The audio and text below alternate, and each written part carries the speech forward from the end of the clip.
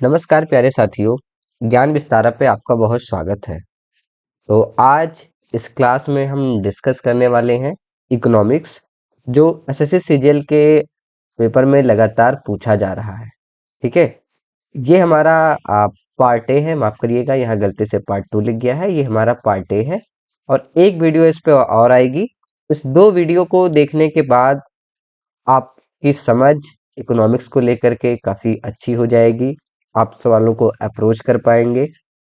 तो इस मकसद से इस वीडियो को बनाया जा रहा है कि जब आप एग्जाम में बैठें, जिनका इकोनॉमिक्स बैकग्राउंड रहा है यूजी में या जिनका नहीं भी रहा है, उनको किसी भी तरीके की कोई समस्या ना आनी पाए, इस बात को ध्यान में रखते हुए ये पूरा सेशन जो है वो लिया जा रहा है। तो मैं उम्मीद करता हूँ कि ये पूरा सेशन अगर अंत तक आप देखते हैं तो आपको आपके लिए बहुत मददगार साबित होगा। ये जो टॉपिक फ्रिक्वेंटली आपके पेपर में पूछे जा रहे हैं, जहां से हम उन टॉपिक को डिटेल में डिस्कस करने वाले हैं। तो इकोनॉमिक्स में अब तक जिनके सवाल गलत हो रहे थे या जिनको रिवीजन की जरूरत थी, तो उन सभी बच्चों के लिए ये दोनों वीडियो जो आने वाली हैं बहुत इंपॉर्टेंट आपके लिए होने वाली है। ठीक है, तो आइए इस क्लास को हम स्टार्ट करते हैं। तो सबसे पहले हम डिस्कस करेंगे कि माइक्रो और मैक्रो इकोनॉमिक्स में बेसिकली क्या अंतर है। ठीक है, तो हम माइक्रो और मैक्रो इकोनॉमिक्स के डिस्कशन के साथ अपना ये सेशन को स्टार्ट करेंगे। दो टर्म होते हैं, एक तो माइक्रो होता है और एक मैक्रो इकोनॉमिक्स होता है। तो सबसे पहला सवाल उठता है कि ये माइक्रो और मैक्रो वर्ड को क्वाइंड किसने किया है। ठीक है, माइक्रो मैक्रो वर्ड को क्वाइंड किसने किया है। तो ये जो दोनों वर्ड हैं, ये दिया गया है एक इकोनॉमिस्ट है, फ्रिस। ठीक है, एक इकोनॉमिस्ट है, फ्रिस। फ्रिस ने क्या किया है, माइक्रो और मैक्रो इकोनॉमिक्स इस वर्ड को क्या किया है, क्वाइंट किया है। जैसे क्लासिकल टर्म जो है वो कार्ल मार्क्स ने क्वाइंट किया है, ठीक उसी तरीके से माइक्रो मैक्रो जो वर्ड है ये फ्रिस ने क्वाइंट किया है। तो इकोनॉमिक्स दो तरीके की इकोनॉमिक्स होती है। एक तो माइक्रो इकोनॉमिक्स होती है, जहां हम इंडिविजुअल के बारे में बात करते हैं कि एक व्यक्ति का व्यवहार कैसा है, उसके कंजम्पशन को लेकर के, उसके प्रोड्यूसर को लेकर के वो किस तरीके से बिहेव करता है। तो यहाँ हम एक व्यक्ति के बारे में डिस्कस करते हैं, किसी एक इंडिविजुअल के बारे में डिस्कस करते हैं। जबकि जब हम मैक्रो इकोनॉमिक्स की बात करते हैं तो हम एग्रीगेट टर्म में बात करते हैं। ठीक है, हम यहाँ एग्रीगेट पूरे देश की बात करते हैं, हम यहाँ सारे इंडिविजुअल को सम कर देते हैं। ये पूरा एग्रीगेट लेवल पे ये किस तरीके से बिहेव करते हैं, वो मैक्रो इकोनॉमिक्स का पार्ट होता है। तो माइक्रो इकोनॉमिक्स में हम बात करेंगे प्राइस डिटर्मिनेशन की, कंज्यूमर बिहेवियर की, कंज्यूमर मतलब सिंगल कंज्यूमर के बिहेवियर की, प्रोडक्शन कॉस्ट, ये सारी चीजें आती है।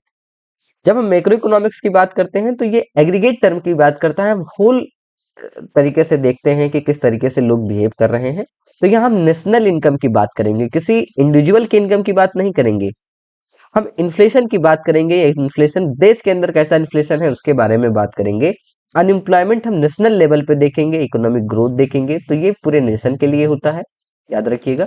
और ये क्या होता है, ये इंडिविजुअल के लिए होता है। तो माइक्रो मैक्रो में दो टर्म बहुत इंपॉर्टेंट है, बहुत बार आपसे सवाल पूछे गए हैं अलग अलग पेपर में अलग अलग तरीके से। ठीक है, दोनों के बीच में क्या डिफरेंसेस है, उस डिफरेंसेस को भी देख लेना चाहिए। तो नेशनल इनकम में हमारा काम होता है नेशनल इनकम को मैक्सिमाइज करना। ठीक है, हम देश के इनकम को मैक्सिमाइज करने की बात करते हैं एज एग्रीगेट। माइक्रो इकोनॉमिक्स में हम इंडिविजुअल के वेलफेयर को मैक्सिमाइज करने की बात करते हैं, किसी इंडिविजुअल व्यक्ति की या किसी इंडिविजुअल कंपनी की। यहाँ इंडिविजुअल वर्ड से ही आपको पकड़ लेना है तुरंत। अब मैक्रो इकोनॉमिक्स चूंकि एग्रीगेट टर्म होल टर्म में बात करता है, तो इसका स्कोप क्या होगा, वाइडर स्कोप होगा। जबकि माइक्रो किसी एक व्यक्ति के बारे में बात करता है तो इसका स्कोप जो है वो नैरो स्कोप होगा। ठीक है, मैक्रो इकोनॉमिक्स में इक्विलिब्रियम जब हम लेते हैं तो एग्रीगेट डिमांड और एग्रीगेट सप्लाई लेते हैं। ठीक है, यहाँ एडी इक्वल टू एस की बात करते हैं। जबकि जब हम माइक्रो इकोनॉमिक्स की बात करते हैं तो हम यहाँ इंडिविजुअल डिमांड और इंडिविजुअल सप्लाई के बारे में बात करते हैं, डी इक्वल टू एस की बात करते हैं। ठीक है, क्योंकि डिमांड हमारा सप्लाई के इक्वल होगा तो इक्विलिब्रियम होगा। तो ये वर्ड आपको बार बार जब भी माइक्रो मैक्रो आएगा, इस वर्ड को आप कीवर्ड की तरीके से ले सकते हैं। ठीक है, अब यहाँ हम इकोनॉमिक ग्रोथ के बारे में बात करेंगे, यहाँ हम इंडिविजुअल का किस तरीके से डेवलपमेंट या ग्रोथ हो रहा है उसके बारे में बात करेंगे। ठीक है, promote aggregate demand and investment in the economy. फिर आपको यहाँ एग्रीगेट और यहाँ इंडिविजुअल, ये दो कीवर्ड अगर आपको पता है तो यकीन मानिए माइक्रो और मैक्रो से आप बिल्कुल भी सवाल को गलत करके नहीं आने वाले हैं। ठीक है, तो इस स्लाइड के लिए आपको जब भी माइक्रो मैक्रो में डिफरेंस पूछा जाएगा, आपके दिमाग में एक वर्ड होना चाहिए, मैक्रो मतलब एग्रीगेट, मैक्रो मतलब एग्रीगेट, और माइक्रो मतलब आपको याद रखना है इंडिविजुअल।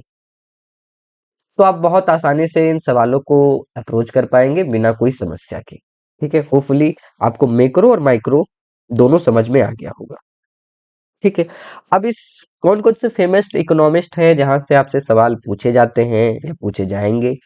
ठीक है, तो सबसे मेन जो की कंट्रीब्यूटर रहे वो एडम स्मिथ रहे। इन्हें फादर ऑफ इकोनॉमिक्स के नाम से जाना जाता है, उनको फादर ऑफ इकोनॉमिक्स के नाम से जाना जाता है। ठीक है, इनकी एक किताब आती है 1776 में, और हम कह सकते हैं कि इकोनॉमिक्स का जो फाउंडेशन था, जिन्होंने सिस्टमेटिक वे में इकोनॉमिक्स को पहली बार लोगों तक पहुंचाने का काम किया, वो एडम स्मिथ थे। इनकी एक किताब आती है wealth of nation, wealth of nation. ठीक है, इन्हें फादर ऑफ इकोनॉमिक्स के नाम से जाना जाता है।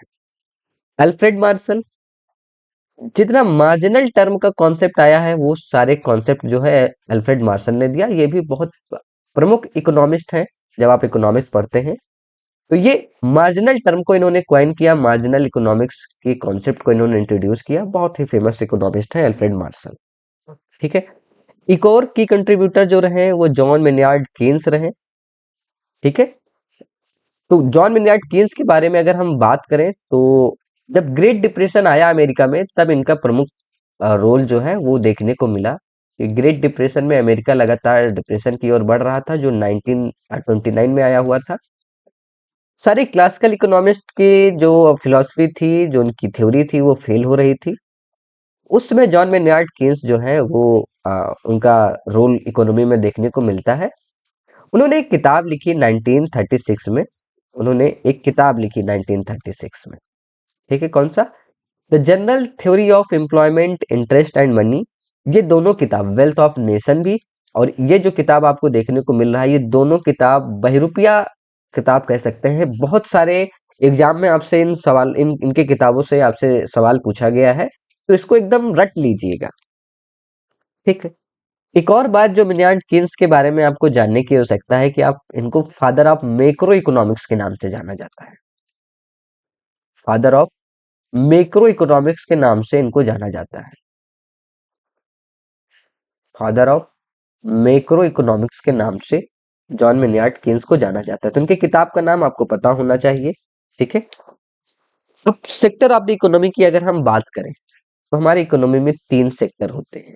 एक तो प्राइमरी सेक्टर होता है, एक सेकेंडरी सेक्टर होता है, और एक टर्सरी सेक्टर होता है। प्राइमरी सेक्टर ये रॉ मटेरियल के साथ डील करता है। ठीक है, मैं कीवर्ड बता रहा हूं ताकि आप एग्जाम में बहुत समय ना लगे आपको इसको रिकॉग्नाइज करने में। ठीक है, ये रॉ मटेरियल के साथ डील करता है। सेकेंडरी सेक्टर क्या होता है? ये रॉ मटेरियल को मैन्युफैक्चर करता है फाइनल गुड्स में। ये रॉ मटेरियल को ट्रांसफॉर्म कर देता है, मैन्युफैक्चर कर देता है, ट्रांसफॉर्म कर देता है किसी और फॉर्म में या फाइनल गुड्स में आप कह सकते हैं। ठीक है, टर्सरी सेक्टर का काम क्या होता है कि प्राइमरी और सेकेंडरी सेक्टर को सर्विस प्रोवाइड करना, सपोर्टिंग, ये सपोर्टिंग रोल प्ले करता है। ठीक है, जैसे यहां मान लेते हैं एग्जाम्पल के लिए, यहां हमने वीट उगाया।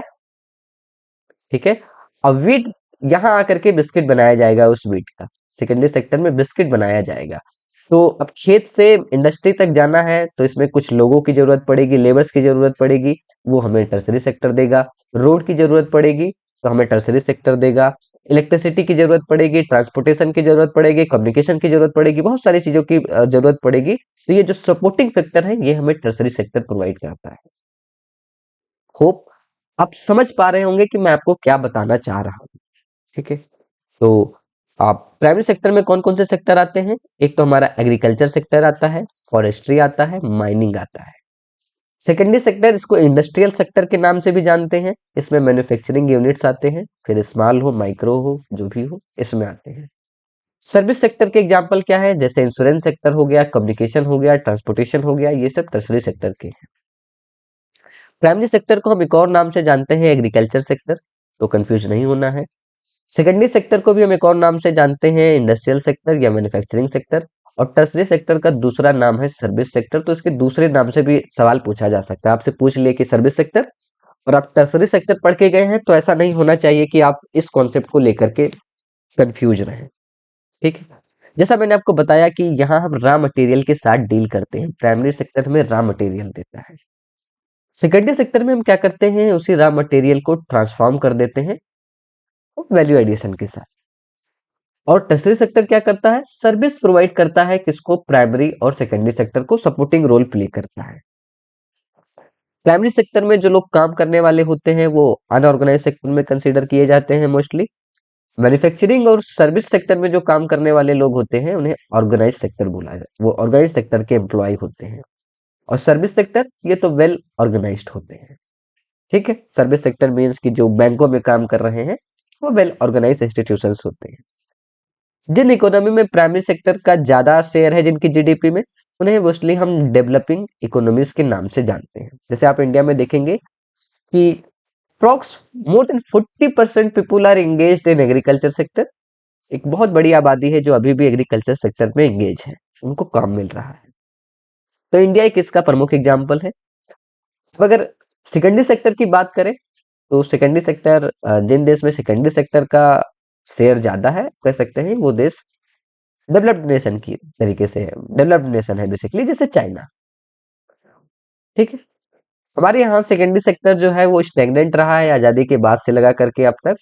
जो ग्रोथ देखा गया है वो सबसे कम ग्रोथ सेकेंडरी सेक्टर में ही देखा गया है। टर्सरी सेक्टर में बात किया जाए इंडिया के कॉन्टेक्स्ट में, तो इंडिया के कॉन्टेक्स्ट में टर्सरी सेक्टर का रेवेन्यू जनरेशन बहुत है। आप देखेंगे अप्रॉक्स 54% रेवेन्यू जो है वो अकेले सर्विस सेक्टर जनरेट करता है, जबकि जब एम्प्लॉयमेंट की बात आती है तो उतना एम्प्लॉयमेंट नहीं जनरेट कर पाता है टर्सरी सेक्टर।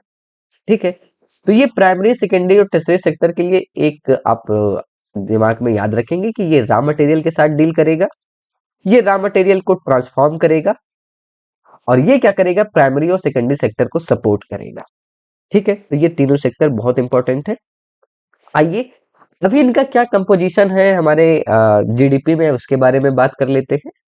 तो प्राइमरी सेक्टर का जो शेयर है हमारे जीडीपी में, वो आप देख रहे हैं, ये प्राइमरी सेक्टर का जो शेयर है 2023-24 का, ये फाइनेंशियल ईयर मैंने लिया है, कितना है? 19.6% मात्र शेयर है प्राइमरी सेक्टर का। प्राइमरी सेक्टर मतलब एग्रीकल्चर सेक्टर का। और आप एक चीज नोटिस करेंगे कि ये लगातार गिरता जा रहा है, कम होता जा रहा है।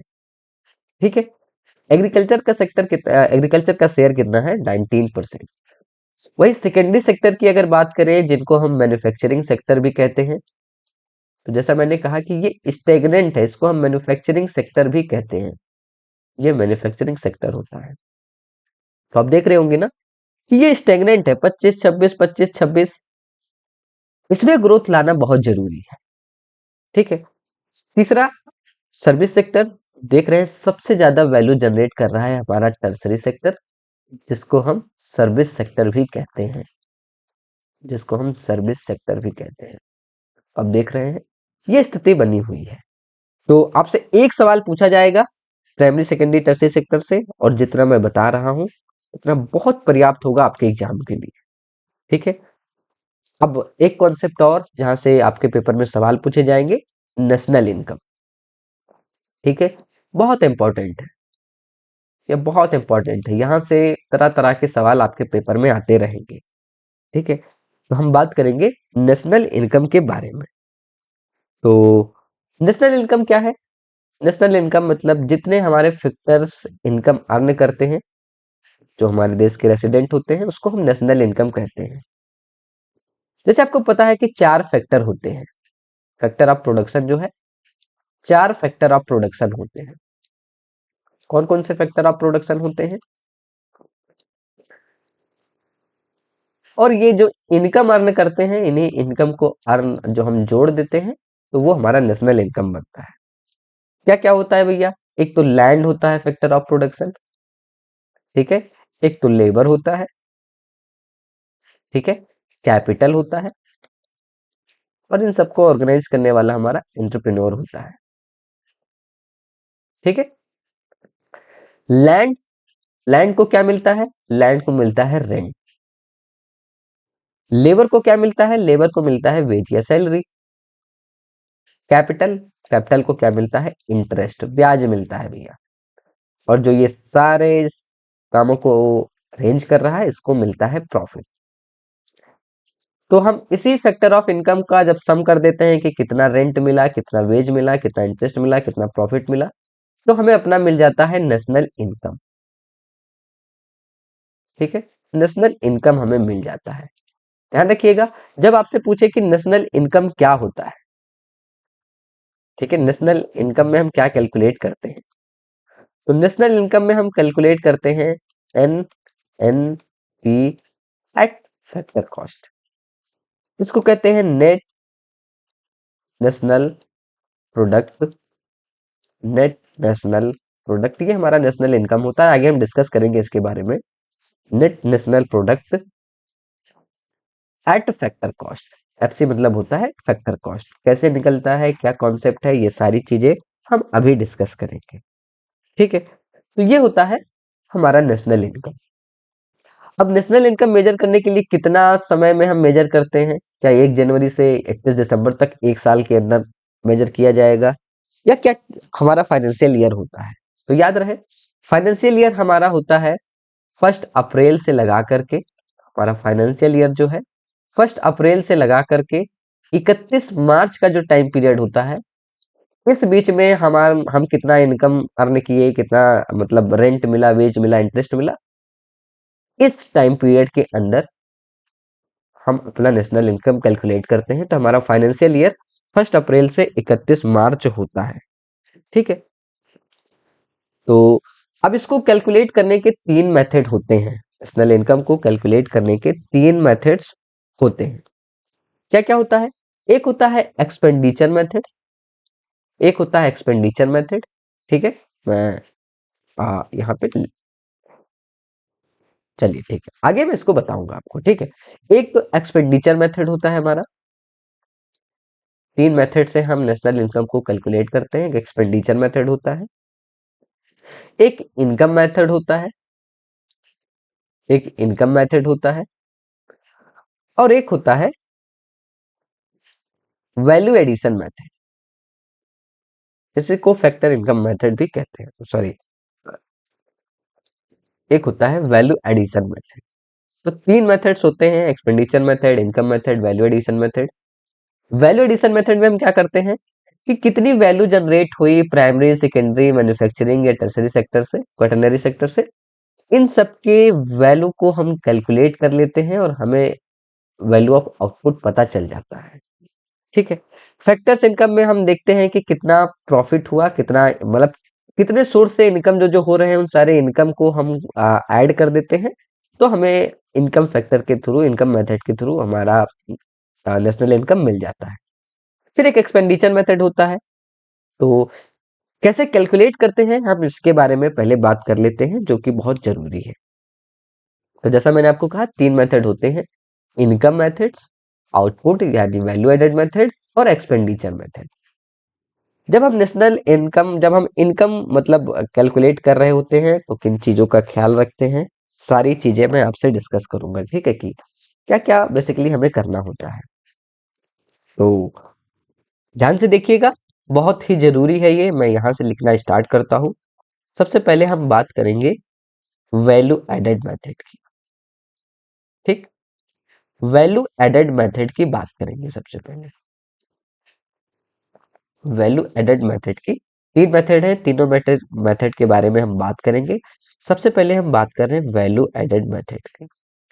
तो वैल्यू एडेड मेथड से कैलकुलेट करने के लिए सबसे पहले हमको जीवीए निकालना पड़ता है एट एमपी, ठीक है।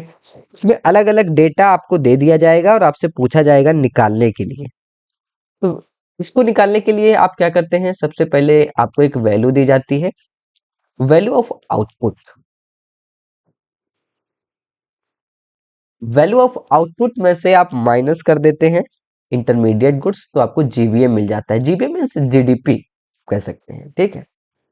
क्या हो इसमें से हम क्या करते हैं, इसमें से हम माइनस कर देते हैं इंटरमीडिएट गुड्स।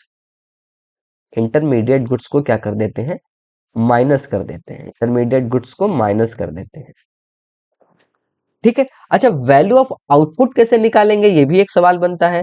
तो कभी कभी क्या कर देगा, आपको डायरेक्ट वैल्यू ऑफ आउटपुट की वैल्यू नहीं देगा कैलकुलेट करने के लिए, आपको दे देगा sales plus change in stock, तो आप दोनों को ऐड कर देंगे, चेंज इन स्टॉक आपको मिल जाएगा, तो आप वैल्यू ऑफ आउटपुट निकाल लेंगे, ठीक है। देखिए, तीन कॉन्सेप्ट मैं आपको अभी बताने जा रहा हूं, इसको बहुत बहुत ही ध्यान से सुनिएगा कि हम जी डी पी एमपी हमें मिलता है बेसिकली, और इसको कैलकुलेट करना होता है हमें। मैंने आपको भी बताया था कि नेशनल इनकम तक पहुंचने के लिए हमें क्या करना होता है, ठीक है। इन चारों को चेंज करना होता है। जी का मतलब क्या होता है, यहाँ जी का मतलब होता है ग्रॉस, जी का मतलब होता है ग्रॉस, डी का मतलब होता है डोमेस्टिक, पी का मतलब होता है प्रोडक्ट, पी का मतलब होता है प्रोडक्ट, और एमपी का मतलब होता है eight market price, eight market price, ठीक। तो देखिए, नेशनल इनकम अगर हमसे कैलकुलेट करने के लिए बोलेगा तो नेशनल इनकम बराबर क्या होता है, अभी मैंने आपको बताया था, ठीक है। नेशनल इनकम बराबर क्या होता है, N N P at F C, यानी इस जी को हमें एन में कन्वर्ट करना है, एन का मतलब क्या है, नेट। ये डी जो डोमेस्टिक लिखा होता है, इसको हमें नेशनल में कन्वर्ट करना होता है, ठीक है। प्रोडक्ट तो प्रोडक्ट ही रहेगा, इसमें कोई दिक्कत की बात नहीं है, और इस मार्केट प्राइस को हमें फैक्टर कॉस्ट में कन्वर्ट करना होता है, तो ये हमारा बनता है N N P at F C, इसको हमें फैक्टर कॉस्ट में कन्वर्ट करना होता है। तो देखिए, ग्रॉस को नेट बनाने के लिए हम क्या करते हैं, हम माइनस कर देते हैं डिप्रिसिएशन, डिप्रिसिएशन हम माइनस कर देते हैं, डिप्रिसिएशन हम माइनस कर देते हैं, इसमें से डिप्रिसिएशन हम माइनस कर देते हैं। तो देखिए, जीवीए हमारे पास है और हमें इसको एनवीए में कन्वर्ट करना है, एनवीए में कन्वर्ट करना है, ठीक है। या इसको एनडीपी कर देता हूं, ठीक है, एनडीपी कर देता हूं, एनडीपी में कन्वर्ट करना है। तो हम क्या करेंगे, जीवीए हम पहले कैलकुलेट कर लेंगे एट एमपी, और माइनस कर देंगे हम डेप्रिसिएशन, तो हमें क्या मिल जाएगा, एनडीपी एमपी मिल जाएगा। फिर अगर डोमेस्टिक है, इस डी को हमें नेशनल में चेंज करना है, क्यों, क्योंकि हमें नेट नेशनल प्रोडक्ट निकालना होता है, हमें जीवीए की वैल्यू तो मिल जाएगी। तो जब हम डोमेस्टिक को नेशनल में कन्वर्ट कर रहे होते हैं, तो हम इसमें ऐड कर देते हैं N F I A. What is N F I A, N F I A को ऐड कर देते हैं। एन एफ आई ए का मतलब क्या होता है, एन एफ आई ए का मतलब होता है net income from abroad, net income from abroad, इसको हम क्या कर देते हैं, इसमें ऐड कर देते हैं, नेट इनकम फ्रॉम अब्रॉड। मतलब जो हमारे देश के लोग सऊदी अरबिया और बाकी जगह कमाने जाते हैं, वो तो अपने घर पे पैसा भेजते होंगे, तो वही क्या होता है, नेट इनकम फ्रॉम अब्रॉड होता है, ठीक है। तो नेट इनकम फ्रॉम अब्रॉड, तो जब हम इसको इसमें जोड़ देते हैं, एनएफआईए को इसमें जोड़ देते हैं, तो हमें नेशनल मिल जाता है। यानी अगर हमें यहां से तो हमें एनवीए मिल गया, एनडीपी मिल गया, अभी डी को एन में कन्वर्ट करना है, इस डी को एन में कन्वर्ट करना है, एनएनपी एमपी हमें फाइंड करना है, तो हमें क्या करना पड़ेगा, एनडीपी एमपी में क्या करना पड़ेगा, एनएफआईए ऐड करना पड़ेगा, एनएफआईए ऐड करना पड़ेगा, तो हमें एनएनपी एमपी मिल जाएगा। यहां तक हमारा काम बन जाएगा। इसके बाद क्या करना है, हमें इस मार्केट प्राइस को फैक्टर प्राइस में चेंज करना है। तो भैया ये काम कैसे होगा, इसके लिए आपको क्या करना है, माइनस कर देना है indirect tax, indirect tax minus कर देना है, और प्लस कर देना है सब्सिडी, प्लस कर देना है सब्सिडी, इतने में आपका काम हो जाएगा। तो हम पहुंच जाएंगे अपने नेशनल इनकम पे, हमें निकालना है NNPFC। ठीक है, हमें मिल चुका है NNP, MP मिल गया है यहाँ तक वैल्यू हमने कैलकुलेट कर ली है। इसमें क्या करना है, माइनस कर देना है आपको इनडायरेक्ट टैक्स, माइनस कर देना है इनडायरेक्ट टैक्स और प्लस कर देना है सब्सिडी। लीजिए आपका काम हो गया, पहुंच गए आप इस वैल्यू तक। बस हमें NNPFC तक पहुंचना होता है और NNPFC तक हम इस माध्यम से पहुंच सकते हैं। तो सबसे पहले आपको पहले स्टेप में GVA कैलकुलेट कर लेना है और उसके बाद बस आपको ये पता होना चाहिए क्या, कि ग्रॉस को नेट कैसे बनाते हैं, डोमेस्टिक को नेशनल कैसे बनाते हैं और मार्केट प्राइस को फैक्टर प्राइस कैसे बनाते हैं। तो ग्रॉस को नेट बनाने के लिए डेप्रिसिएशन माइनस कर देंगे, डोमेस्टिक को नेशनल बनाने के लिए NFIA जोड़ देंगे और मार्केट प्राइस को फैक्टर प्राइस बनाने के लिए इनडायरेक्ट टैक्स माइनस कर देंगे, सब्सिडी प्लस कर देंगे और बहुत ही आसानी से हम वैल्यू एडेड मेथड के थ्रू अपने नेशनल इनकम को कैलकुलेट कर लेंगे। मजा आया? मजा आना चाहिए। ठीक है, अब बात करते हैं इनकम मेथड की। ठीक है, अब बात करते हैं इनकम मेथड की। ठीक, अब अगर इनकम मेथड की बात करें तो इनकम मेथड में क्या होगा, यहां हमको सीधे NDPFC मिल जाता है। NDPFC हमको डायरेक्ट मिल जाता है जब हम अपने फार्मूला का यूज करते हैं। कंपनसेशन ऑफ एम्प्लॉय इसका फार्मूला होता है, plus operating surplus plus mixed income, plus mixed income, mixed income. तो हमको NNPFC बनाना है, NNPFC बनाना है तो हमें कुछ करना ही नहीं है, बस एक फैक्टर इसमें और जोड़ देंगे तो हम अपने नेशनल इनकम तक पहुंच जाएंगे। NDPFC पहले से दिया होता है, इतना जोड़ लेंगे बस। इसमें बस हम NFIA जोड़ देंगे और हम पहुंच जाएंगे NNPFC तक। इतने ही 2 स्टेप में हमें इनकम मेथड में हमारा आंसर मिल जाता है। लेकिन ध्यान रहे कि जरूरी नहीं है कि वो तीनों वैल्यू आपको डायरेक्ट दे दे। ठीक है, तो अगर कंपनसेशन ऑफ एम्प्लॉय दिया गया है, तो अगर कंपनसेशन ऑफ एम्प्लॉय आपको डायरेक्ट दे देता है तो ठीक है, नहीं डायरेक्ट देता है तो आपको दे देगा कि इतनी सैलरी दी गई है। तो आप समझ जाएंगे सैलरी जो है वो, भाई कोई व्यक्ति काम कर रहा है, उसको उसके बदले पेमेंट मिल रही है, तो सैलरी आपको मिल जाएगा। ठीक है, ऑपरेटिंग सरप्लस के बारे में अगर बात की जाए तो हो सकता है ऑपरेटिंग सरप्लस डायरेक्ट आपको ना दे, तो अलग अलग वैल्यू दे देगी तो आप कैलकुलेट कर सकते हैं। ऑपरेटिंग सरप्लस में आता है हमारा रेंट, रेंट से इनकम तो लोगों को मिलता है। ठीक है, रेंट आता है, इंटरेस्ट आता है और प्रॉफिट आता है। रेंट, इंटरेस्ट और प्रॉफिट। ध्यान रखना, यहां एग्जामिनर आपके साथ खेला कर सकता है, हो सकता है कि वो प्रॉफिट ना दे आपको। तो प्रॉफिट 3 पार्ट में डिवाइड होता है, तो आपको इन तीनों को जोड़ के भी आप प्रॉफिट निकाल सकते हैं अगर प्रॉफिट आपको ना दे तो। कौन कौन से 3 फैक्टर हैं जो प्रॉफिट के पार्ट होते हैं, तो ध्यान रखिएगा। प्रॉफिट जो है, प्रॉफिट की जगह अगर आपको कहीं आपके सवाल में कारपोरेट टैक्स दिख जाए तो आप समझ जाइएगा कि ये प्रॉफिट का पार्ट होता है। डिविडेंड आपको दिख जाए, ठीक है, डिविडेंड आपको दिख जाए और अनडिस्ट्रीब्यूटेड प्रॉफिट दिख जाए, तो आप इस तीनों को जोड़ के प्रॉफिट निकाल सकते हैं। ठीक है, अगर डायरेक्ट आपको ऑपरेटिंग सरप्लस दे दिया तो फिर आपके बल्ले बल्ले हैं, कुछ भी नहीं करना है। नहीं दिया तो आप इन प्रोसेस के थ्रू, और मिक्स्ड इनकम आपको डायरेक्ट मिल जाएगा। मिक्स्ड इनकम आपको डायरेक्ट इसकी वैल्यू मिल जाएगी। ठीक है, इसके लिए हमें कोई जद्दोजहद करने की जरूरत नहीं है, बहुत ही आसान है ये और आप बहुत आसानी से कर भी सकते हैं इसको। ठीक है, अब लास्ट एक्सपेंडिचर मेथड की बात करें। लास्ट एक्सपेंडिचर मेथड की बात करें, ठीक, तो एक्सपेंडिचर मेथड की अगर बात करें,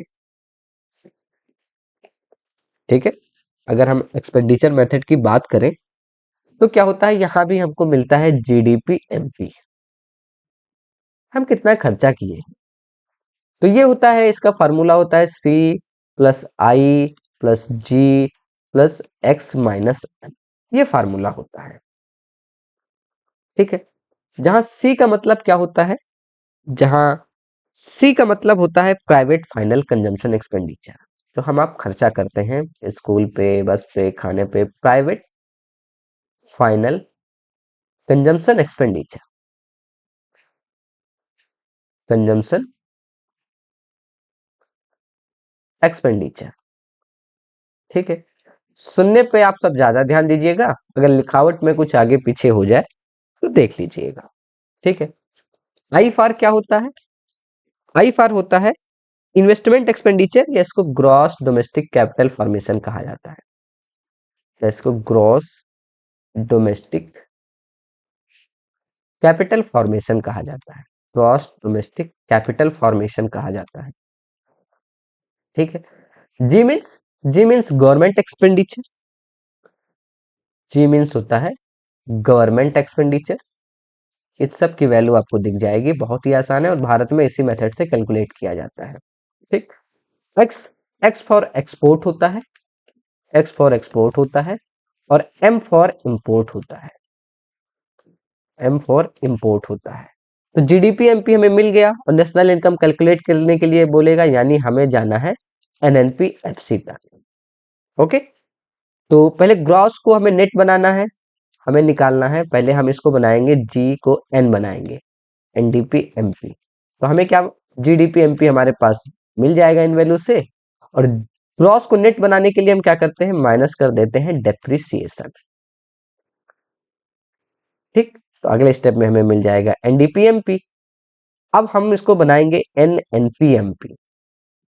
तो हमें क्या करना है, एनडीपी एमपी दिया गया है, डी डोमेस्टिक को नेट बनाने के लिए हम ऐड क्या करते हैं, ऐड कर देते हैं NFIA, net income from abroad.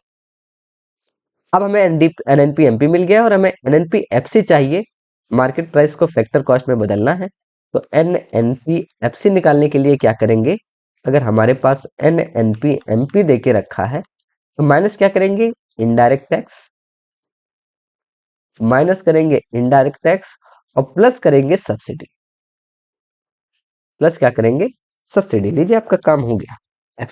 Income method, value added method, ये तीन तरीके से मेथड होते हैं, तीनों मेथड आपको पता होने चाहिए। होपफुली मैंने बहुत आसान भाषा में आपको समझाने का प्रयास किया है और आप समझ रहे होंगे। तो एक कॉन्सेप्ट और है यहाँ से रिलेटेड जो आपसे पूछे जाते हैं, nominal GDP versus real GDP. तो देखिए, नॉमिनल जीडीपी क्या होता है और रियल जीडीपी क्या होता है, तो पहले इस बात को समझ लेते हैं। नॉमिनल जीडीपी जो है, हम करंट प्राइस पे अपने जीडीपी को जब कैलकुलेट करते हैं तो नॉमिनल जीडीपी होता है। और अगर हम बेस प्राइस पे अपने जीडीपी को कैलकुलेट करते हैं तो ये क्या होता है, ये रियल जीडीपी होता है। बेस ईयर अभी हमारा क्या चल रहा है, बेस ईयर हमारा 2011 चल रहा है। ठीक है, नॉमिनल जीडीपी में क्या होता है, हम इन्फ्लेशन को कंसीडर नहीं करते हैं, जबकि रियल जीडीपी जो हमारा होता है वो इन्फ्लेशन एडजस्टेड होता है। तो इसको हम करंट मार्केट प्राइस पे एक्सप्रेस करते हैं और इसको हम बेस मार्केट प्राइस पे एक्सप्रेस करते हैं, ये हमारी रियल जीडीपी होती है। वैल्यू की बात की जाए तो अगर मान लेते हैं इन्फ्लेशन है या कुछ कोई वजह है, प्राइस बढ़ा है, तो हमेशा करंट मार्केट प्राइस जो होता है वो ज्यादा होता है इसके कंपेयर में, रियल जीडीपी के कंपेयर में नॉमिनल जीडीपी हमेशा ज्यादा होता है। ठीक है, तो ये बेसिकली कुछ डिफरेंसेस है। रियल जीडीपी जो है ये अच्छा इंडिकेटर है, क्यों, क्योंकि ये रियल वैल्यू बताता है, इन्फ्लेशन एडजस्टेड होता है, ये इन्फ्लेशन एडजस्टेड नहीं होता है। इसको हम ईयरली कंपेयर कर सकते हैं और इसको हम क्वार्टरली कंपेयर करते हैं। तो ये है नॉमिनल जीडीपी और रियल जीडीपी। अच्छा, दोनों कैलकुलेट कैसे करते हैं, तो यहाँ मैंने कुछ एग्जाम्पल लगाया है आपको समझाने के लिए। मान लेते हैं 2015, 16, 17 3 साल है। पहले गिटार का प्राइस दे के रखा है, 2015 में कितना था, ठीक है, कितनी क्वांटिटी प्रोड्यूस होती थी। तो गिटार और ड्रम दोनों का एग्जाम्पल देके रखा गया है। ठीक है, तो देखिए क्या समझाने का प्रयास बेसिकली आपको किया जा रहा है कि नॉमिनल जीडीपी जब हम कैलकुलेट कर रहे हैं 2015 के लिए, तो हमने देखा कि हमारी 500 डॉलर की एक गिटार थी और 10 हमने किया तो 50,000 का ये और 25,000 का ये। 2015 की जीडीपी दोनों जगह की 75,000 है। आप देख रहे हैं 75,000 दोनों जगह की जीडीपी है। 2016 की जब हम जीडीपी कैलकुलेट कर रहे हैं तो हमने देखा कि गिटार का प्राइस बढ़ गया है और क्वांटिटी भी बढ़ गया है, दोनों जगह प्राइस और क्वांटिटी बढ़ गया है। तो हम क्या करते हैं, ये जो प्राइस आप देख रहे हैं, जब हम नॉमिनल जीडीपी निकालते हैं तो हम इस प्राइस को कंसीडर करते हैं। 2016 का निकालना है तो 16 के प्राइस को कंसीडर करेंगे, 17 को निकालना है तो 17 के प्राइस को कंसीडर करेंगे। जबकि जब हम रियल जीडीपी निकाल रहे होते हैं तो हमने देखा कि अगर हमारा बेस ईयर 2015 है तो हम हर जगह 2015 के ही प्राइस को कंसीडर कर रहे हैं, यहाँ भी, यहाँ भी, यहाँ भी। ठीक, दोनों में अंतर क्या आ रहा है, क्यों हम ऐसा करते हैं? तो ऐसा हम इसलिए करते हैं, आप देखेंगे कि यहाँ जो चेंज हुआ है वो क्वांटिटी में चेंज होने से हमारा जीडीपी चेंज हुआ है। क्यों? क्योंकि रियल आउटपुट बढ़ा है, इसलिए हमारा जीडीपी चेंज हुआ है। तो इसका सीधा सा मतलब ये है कि रियल जीडीपी हम इसलिए कहते हैं कि ये रियल फैक्टर के चेंज होने से हमारी जीडीपी बढ़ रही है, आउटपुट बढ़ा है। यहाँ करंट नॉमिनल जीडीपी में क्या हो रहा है, प्राइस और क्वांटिटी दोनों के बढ़ने से जो हमारी जीडीपी बढ़ी है, प्राइस को कंसीडर किया जा रहा है, जो नॉमिनल फैक्टर है, मॉनेटरी फैक्टर है। तो आपने देखा कि नॉमिनल जीडीपी हमेशा रियल जीडीपी से ज्यादा आपको दिख रही है। लेकिन अगर आपसे पूछ ले क्या हमेशा ज्यादा रहता है, तो आप नहीं कहेंगे। क्यों? क्योंकि प्राइस में भी कम भी तो हो सकता है। ठीक, तो आई होप ये पूरा कॉन्सेप्ट आपको बहुत अच्छे से समझ में आया होगा नेशनल इनकम का। ठीक है, एक ग्रीन जीडीपी से एक सवाल आपसे पूछ लिया गया था, तो हमने सोचा ग्रीन जीडीपी भी आपको बता देना चाहिए। ग्रीन जीडीपी मतलब जब हम इन्वायरमेंटल फैक्टर को भी कंसीडर करने लगते हैं, अगर हम इन्वायरमेंटल फैक्टर को कंसीडर करते हैं तो वो ग्रीन जीडीपी होता है।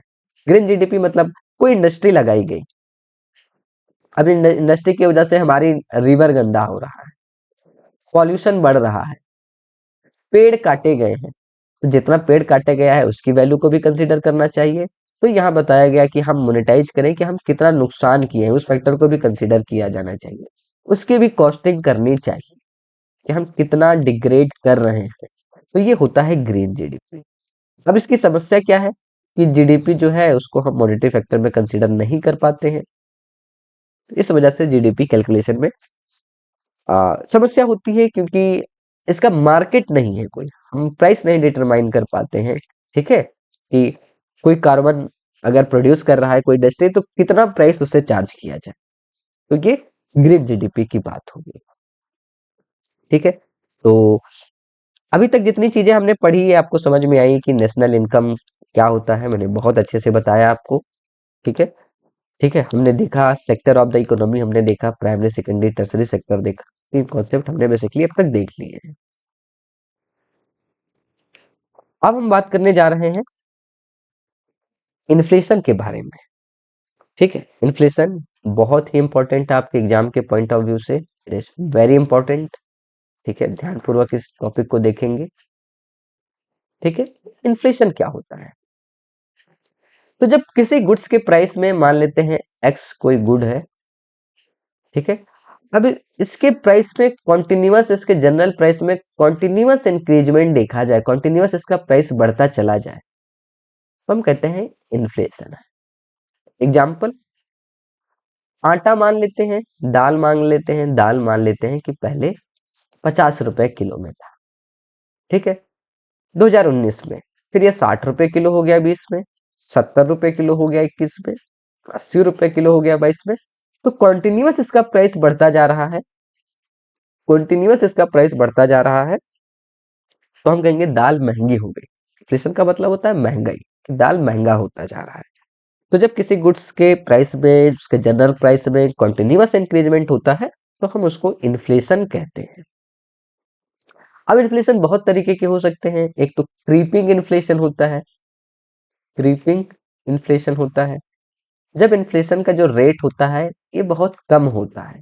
जैसे जैसे मान लेते हैं 3% 4% के रेट से अगर कोई इन्फ्लेशन बढ़ रहा है तो हम उसको क्रीपिंग इन्फ्लेशन कहते हैं। ठीक, एक हाइपर इन्फ्लेशन होता है जब इन्फ्लेशन बहुत तेजी से आगे बढ़ने लगता है, इन्फ्लेशन का रेट बहुत ज्यादा रहता है, 100% 200% रेट से अगर हमारा इन्फ्लेशन बढ़ने लगे, वो हाइपर इन्फ्लेशन हो। ठीक है, इन्फ्लेशन इकोनॉमी के लिए अच्छा होता है। हमने जो पैरामीटर बना के रखा है, हमारी मॉनेटरी पॉलिसी कहती है कि हमें 4 ± 2 का लेके चलना चाहिए, ज्यादा से ज्यादा हमारा बॉर्डर 6% का है, मिनिमम 2%, इतना इन्फ्लेशन इकोनॉमी में होना चाहिए। ठीक, तो ये बात हो गई इन्फ्लेशन को लेकर के। अब हम बात करेंगे आ, कि इन्फ्लेशन होता क्यों है। तो दो कारण है बेसिकली इसके। एक तो डिमांड पुल इन्फ्लेशन होता है और एक होता है cost push inflation. Demand pull inflation में क्या होता है? डिमांड पुल इन्फ्लेशन में क्या होता है, एक एक सेकेंड आप रुकिएगा, मैं इसको यहीं से कंटिन्यू करता हूँ। थोड़ा सा कुछ प्रॉब्लम दिख रहा है मुझे।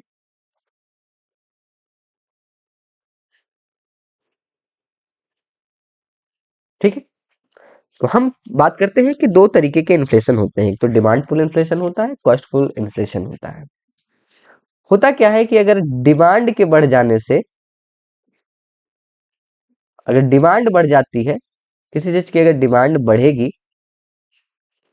ठीक है, किसी भी चीज की अगर डिमांड बढ़ जाती है तो हमें पता है कि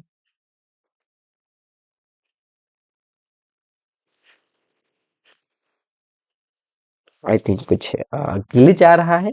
आप बने रहिए, मैं तुरंत इसको ठीक करता हूँ। तो हम बात कर रहे थे इन्फ्लेशन की कि जब प्राइस के डिमांड के बढ़ जाने से, अगर प्राइस बढ़ती है, महंगाई बढ़ती है, तो उसको हम डिमांड पुल इन्फ्लेशन कहते हैं। और अगर कॉस्ट बढ़ जाए, ठीक है, मैं इसको समझाने का बिल्कुल आपको प्रयास कर रहा हूं। तो हम कहाँ थे? यहाँ थे, हम इन्फ्लेशन डिस्कस कर रहे थे। ठीक है, इन्फ्लेशन वाले पार्ट पे हम थे बेसिकली। ठीक,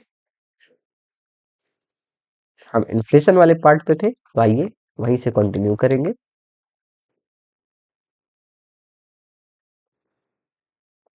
ठीक है, तो देखिए, ये हमारा डिमांड है, ये हमारा सप्लाई है। ये हमारा डिमांड है, ये हमारा सप्लाई है, ये इतनी प्राइस है। अब अगर डिमांड बढ़ जाए तो क्या होता है, प्राइस बढ़ जाता है, पी से P1 पे हम पहुंच जाते हैं। तो जब डिमांड बढ़ने की वजह से प्राइसेस बढ़ते हैं तो उसको डिमांड पुल इन्फ्लेशन कहते हैं। एग्जाम्पल के लिए आईफोन की बात करते हैं। अब इतने लोग आईफोन को खरीदने वाले हैं कि इसकी डिमांड हमेशा उसकी सप्लाई से ज्यादा ही रहता है। आईफोन लॉन्च होता है, खरीदने वालों की संख्या बहुत रहती है, डिमांड बहुत ज्यादा रहती है। तो जब किसी चीज के खरीदार ज्यादा रहेंगे और बेचने वाला सप्लाई जो है कभी रहेगा, तो हमेशा उसकी प्राइस ज्यादा हो जाएगी। एग्जाम्पल के लिए अगर मेरे पास एक पेन है, ठीक है, एग्जाम्पल के लिए मेरे पास एक पेन है और खरीदने वाले व्यक्ति उस पेन के 50 लोग हैं, तो हम क्या करेंगे, इस पेन के प्राइस को हमेशा बढ़ा देंगे। क्यों? क्योंकि डिमांड ज्यादा है इस पेन की, सब खरीदना चाह रहे हैं उस पेन को, तो हम प्राइस को बढ़ा देंगे। और मेरे पास अगर 5 पेन है और खरीदने वाला एक ही व्यक्ति है, तो हम देखेंगे कि पेन तो ज्यादा है, खरीदने वाला एक ही व्यक्ति है, तो प्राइस को कम कर देंगे। तो जब डिमांड बहुत ज्यादा है, सप्लाई कम है, तो जब इस वजह से इन्फ्लेशन बढ़ता है, उसको डिमांड पुल इन्फ्लेशन कहते हैं। दूसरा कॉस्ट पुश इन्फ्लेशन होता है कि पहले किसी चीज को बनाने में 50 रुपए कीमत आती थी, ठीक है। अब क्या हुआ कि लेबर अपना वेज बढ़ा दे रहे हैं। पहले लेबर हमें 10 रुपए में मिल जाते थे, अब 12 रुपए में मिल रहे हैं, तो इसका कॉस्ट बढ़ गया, 52 रुपए हो गए। पहले इलेक्ट्रिसिटी 2 रुपए में थी, अब इलेक्ट्रिसिटी 3 रुपए पर यूनिट हो गई, तो फिर इसमें और कॉस्ट बढ़ गया। ठीक है, 1 रुपए और कॉस्ट बढ़ गया। पहले तेल की जो कीमत थी, ट्रांसपोर्टेशन की कीमत, वो मान लेते हैं 10 रुपए में थी, अब 11 रुपए हो गई, तो तेल का भी एक कीमत बढ़ गया। तो जब इन सारे फैक्टर्स की वजह से हमारी प्रोड्यूसिंग कॉस्ट बढ़ जाती है, उसको हम कॉस्ट पुश इन्फ्लेशन कहते हैं। तो दो तरीके का इन्फ्लेशन होता है, दो कारण होते हैं, डिमांड पुल और कॉस्ट पुल। दो टर्म होते हैं, एक तो होता है डिफ्लेशन और एक होता है डिसइन्फ्लेशन। डिफ्लेशन क्या होता है कि मान लेते हैं कि एक्स का कोई गुड था 2019 में, कितना, 50 रुपए था। 20 में इसकी कीमत हो गई 40 रुपए, 21 में इसकी कीमत हो गई 35 रुपए, 2022 में इसकी कीमत हो गई कितना, 30 रुपए। तो आप देख रहे हैं लगातार इसकी प्राइस में गिरावट देखने को मिलती है, यानी इन्फ्लेशन का उल्टा होता है डिफ्लेशन। इन्फ्लेशन जब लगातार प्राइस में इंक्रीजमेंट होता है और डिफ्लेशन जब उसके जनरल प्राइस में लगातार गिरावट आती है। डिसइन्फ्लेशन को समझने की थोड़ी सी आवश्यकता है। डिसइन्फ्लेशन क्या बताता है हमें? डिसइन्फ्लेशन बताता है कि मान लेते हैं 2019 में 50 रुपए किसी गुड्स की कीमत थी, 2020 में इसकी कीमत जो हुई वो कितनी हो गई? 70 रुपए हो गई। कितना बढ़ा? 20 रुपए इसकी प्राइस बढ़ गई, महंगाई बढ़ गया। 2021 में क्या हुआ? इसकी कीमत जो है वो 80 रुपए हो गई। दूसरे साल कितना बढ़ा? 10 बढ़ा। 2022 में इसकी कीमत कितनी हो गई? 22 में इसकी कीमत 85 रुपए हो गई। तीसरे साल कितना बढ़ा? 5 बढ़ा। 2023 में इसकी कीमत कितनी हो गई? इसकी कीमत हो गई 88 रुपए, 3 बढ़ा। तो आप देख रहे हैं प्राइस लगातार बढ़ रहा है, महंगाई बढ़ रही है, 50 से 70, 70 से 80, 80 से 85, 85 से 88, लेकिन जो रेट है बढ़ने का, पहले 20 रुपए से बढ़ा, फिर 10 से बढ़ा, फिर 5 से बढ़ा, फिर 3 से बढ़ा। प्राइस बढ़ रहा है, मैं बता रहा हूं प्राइस बढ़ेगा इसमें, लेकिन जो रेट होगा प्राइस बढ़ने का, जो rate of increment in price होगा, ठीक है, ये क्या होगा? ये कब हो रहा है? आप देख रहे हैं 20, पहले 20 बढ़ा था, फिर 10 बढ़ा था, फिर 5 बढ़ा। तो डिफ्लेशन और डिस इन्फ्लेशन में ये बेसिकली हमारा कॉन्सेप्ट है जो आपको समझने की आवश्यकता है। ठीक है, होपफुली समझ में आया होगा। अब इन्फ्लेशन को मेजर करने के लिए दो दो दो चीजों का हम इस्तेमाल करते हैं। एक तो डब्ल्यूपीआई बेसिस पे मेजर करते हैं, एक सीपीआई पे मेजर करते हैं। डब्ल्यूपीआई क्या होता है? Wholesale price index. सीपीआई क्या होता है? Consumer price index. अभी तक जो हम बेस ईयर मान के चल रहे हैं दोनों इन्फ्लेशन को मेजर करने का, वो 2011-12 मान के चल रहे हैं डब्ल्यूपीआई के लिए और 12 मान के चल रहे हैं सीपीआई के लिए। ठीक है, ध्यान रखने की बात यह है कि अभी इसको चेंज किया जा रहा है। अभी हम 2022-23 बेस ईयर बना रहे हैं डब्ल्यूपीआई और सीपीआई के लिए। ठीक है, नंबर ऑफ कमोडिटीज की बात करें तो होलसेल प्राइस में हम 697 कमोडिटीज को कंसीडर करते हैं, जबकि हम कंज्यूमर प्राइस इंडेक्स में 200 कमोडिटी को करीब करीब कंसीडर करते हैं। दोनों में सर्विस सेक्टर को कंसीडर नहीं किया जाता है। सॉरी सॉरी, माफ करिएगा, होलसेल प्राइस इंडेक्स में सर्विस सेक्टर को कंसीडर नहीं किया जाता है, जबकि कंज्यूमर प्राइस इंडेक्स में होलसेल सर्विस सेक्टर को कंसीडर किया जाता है। होलसेल प्राइस इंडेक्स में जो फूड आइटम्स हैं, चावल, गेहूं, तेल, इसको कम वेटेज दिया गया है सीपीआई के कंपेयर में। यहाँ 22% वेटेज दिया गया है, जबकि फूड आइटम्स को कंज्यूमर प्राइस इंडेक्स में 46% वेटेज दिया गया है। ठीक है, रेट की बात करें तो जो डब्ल्यूपीआई का रेट होता है सीपीआई के कंपेयर में कम होता है। सीपीआई इन्फ्लेशन आप चेक करने जाएंगे, फिर डब्ल्यूपीआई देखेंगे तो सीपीआई हमेशा ज्यादा रहता है डब्ल्यूपीआई के कंपेयर में। सुटेबल कौन है? कौन सा हमें इंडेक्स चेक करना चाहिए वास्तविक स्थिर को, सिचुएशन को देखने के लिए? तो सीपीआई देखना चाहिए। It is more suitable than WPI. तो दो तरीके हैं, डब्ल्यूपीआई और सीपीआई। ठीक है, तो ये हमारा इन्फ्लेशन का पार्ट था जो होपफुली आपको समझ में आया होगा।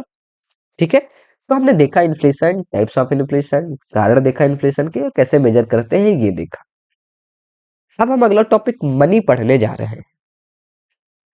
ठीक, तो money is anything that is generally acceptable as a medium of exchange. क्या होता है कि मनी जो है ये मीडियम ऑफ एक्सचेंज का जो काम करे उसको हम मनी कहते हैं। Anything proclaimed by the governor according to their rules and regulations and used as medium of exchange, तो हम उसको मनी कह सकते हैं। ठीक है, अब मनी के और भी बहुत सारे फंक्शन है कि हम इसको स्टोर भी कर सकते हैं, एज अ यूनिट यूज करते हैं। हमने देखा पंखा कितने का है? पंखा 1000 रुपए का है, हमने यूनिट बना दिया, पंखा 1000 रुपए का है। ठीक है, गाड़ी कितने की है? 1 लाख रुपए की है, 1 लाख रुपए की गाड़ी है। तो हमने देखा कि हम सभी को मॉनेटरी टर्म के यूनिट में मेजर कर सकते हैं। ये मनी का एक इन्वेंशन कह सकते हैं। पहले मान लीजिए हमको गाय एक तरफ बेचना था और हमें गेहूं खरीदना था, तो दोनों के यूनिट चूंकि सेम नहीं थे, तो हमें एक्सचेंज करने में बहुत समस्याएं होती थी। पहले क्या था? पहले बार्टर सिस्टम था। पहले क्या था? बार्टर सिस्टम था, पता ही होगा आपको। मनी से पहले बार्टर सिस्टम था। बार्टर सिस्टम का क्या मतलब है कि जहां पे कमोडिटी अगेंस्ट कमोडिटी एक्सचेंज किया जाता था। कमोडिटी अगेंस्ट कमोडिटी एक्सचेंज किया जाता था। हम सामान के बदले सामान एक्सचेंज करते थे। एग्जाम्पल के लिए जो बच्चे गांव के हैं बहुत आसानी से समझ पा रहे होंगे कि गांव में अभी भी आते हैं, इस आम बेचने आया कोई ठेला वाला, ठीक है, तो हम क्या करते हैं, उससे आम ले लेते हैं और घर में गेहूं रखा हुआ है तो गेहूं उसको दे देते हैं। ठीक है, ये हमने एक सामान लिया दूसरा सामान उसको दिया। कमोडिटी अगेंस्ट कमोडिटी जब हम एक्सचेंज करते हैं तो इसको बार्टर सिस्टम कहते हैं। लेकिन इसके कुछ लिमिटेशंस थे, जो सबसे बेकार लिमिटेशन था, डबल कोइंसिडेंस वांट था। डबल कोइंसिडेंस वांट था। क्या है भैया डबल कोइंसिडेंस वांट? कि हमें आम चाहिए लेकिन उसको गेहूं नहीं चाहिए, तो हम एक्सचेंज ही नहीं कर पाएंगे। ये तभी पॉसिबल था जब उसको भी गेहूं चाहिए और हमको आम चाहिए, तभी ये एक्सचेंज जो है वो पॉसिबल हो पाता। तो ये बेसिकली बार्टर सिस्टम की एक कमी थी। फिर मनी का इन्वेंशन होता है और फिर ये ऐसे आगे बढ़ता है। तो मनी के बेसिकली चार फंक्शन है। क्या क्या है?